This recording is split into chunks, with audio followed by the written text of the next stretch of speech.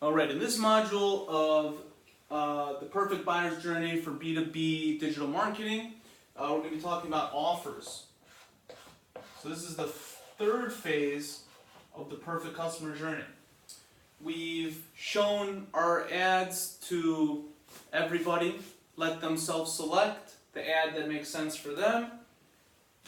It is leading to content that has been researched based on SEO analysis. And now comes the time for the offer. So the content is filtering people and funneling them down to the offer.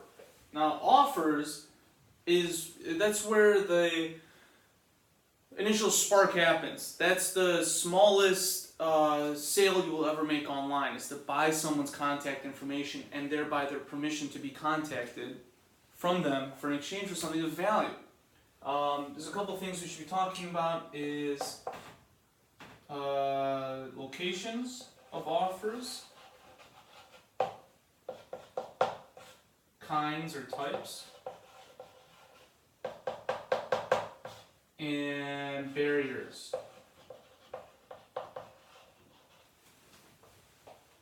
Call it value, perceived value. Okay, locations. So, excuse me, there are anywhere you take in contact information is a location for your offer. So the contact us page, that's the only offer most people put on their websites. And that's only gonna, that's not convincing anybody. Those people have decided to contact you, they're gonna find a way to contact you. What you wanna do is increase the percentage of people that are gonna contact you when they visit whatever website they're seeing. So for locations, you have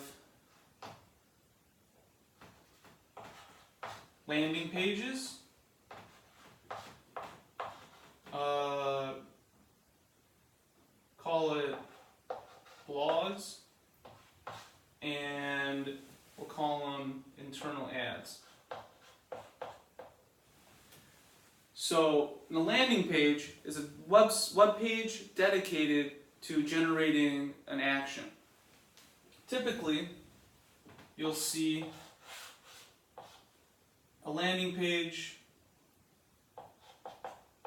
that being the line where above the fold. So when you come to a page, all you see is this top part, and there'll be headline, graphic, offer box, and the submit button, and so on.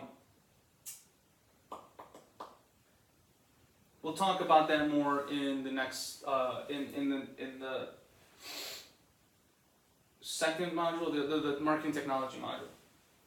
But this is a website that the web page only has a single purpose, and that is to get you to submit your information. All links outbound are removed. All social media buttons are removed. It's speaking directly to the inbound traffic, typically from some ad somewhere. So the ad headline has to match, the landing page headline has to match the ad headline. There has to be a continuity so people know they're supposed to be here and that there's more value. You keep the momentum going.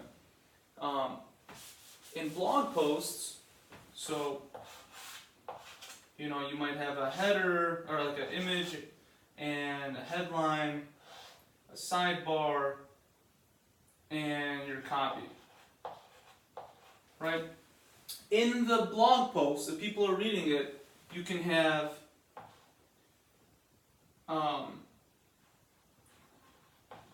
links to a landing page, an offer. You can make it a call out. You can make it you can highlight text that makes sense and link it to a landing page. You can bring up your whatever's in the landing page in the blog.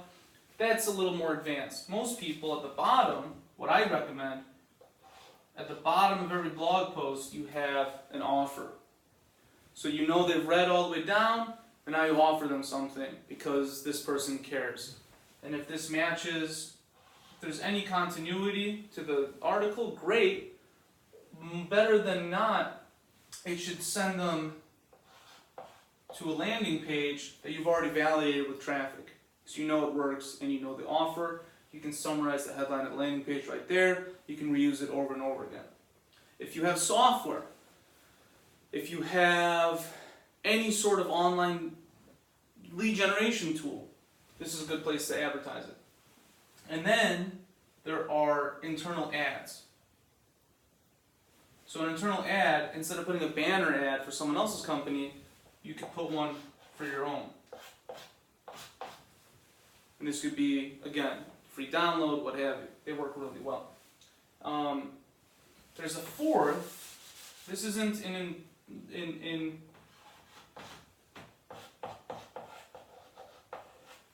this isn't in any specific order, but your homepage should have some offers, and you should know what they are, or you should know what works.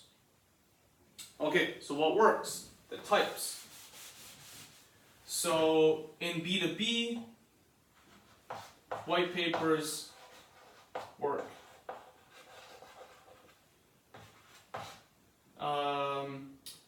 Webinars work.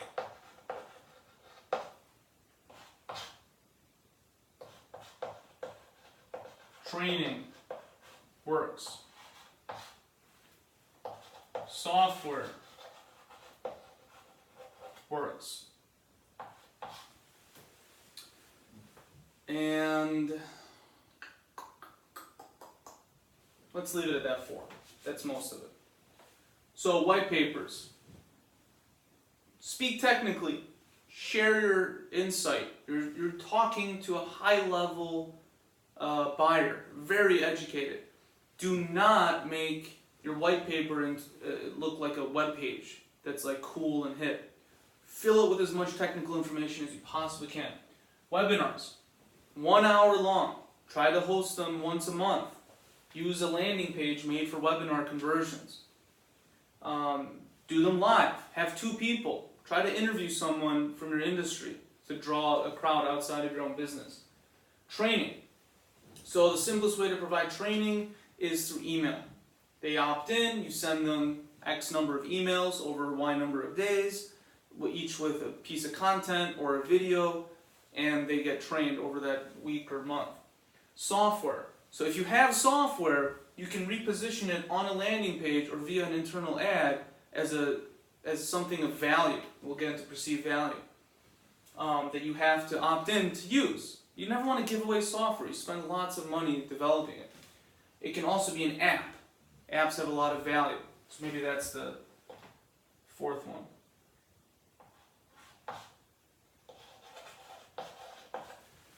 You could put training on an app. You could put your webinar, well, not necessarily, but if you have an app you can offer, people will opt in to be able to download it. Because that gets to value. The perceived value is key. So your perceived value must be higher than the barrier to entry. The higher your perceived value, or the larger the ratio of perceived value to barrier to entry, the better, right? So you can increase the perceived value by giving away software that took hundreds of thousands of dollars to develop, by making the training more in-depth than anywhere else, and free. Oh, let's get to that in a second. You can give, it's a lot about how you talk about the benefits of what they're getting. So you can increase the value, and then you want to decrease the barriers to entry. So the lowest barrier to entry is obviously nothing, just click and go, but you're not getting any value from that. And that actually lowers your perceived value. One field in your form is the lowest barrier you can provide. Every field you put above that increases the barriers to entry. So you want to ask yourself, what's the minimum amount of contact information we need to be able to qualify this as a marketing qualified lead or a sales qualified lead, right? So increase the value and decrease the barriers of entry, you're going to get higher conversion rates.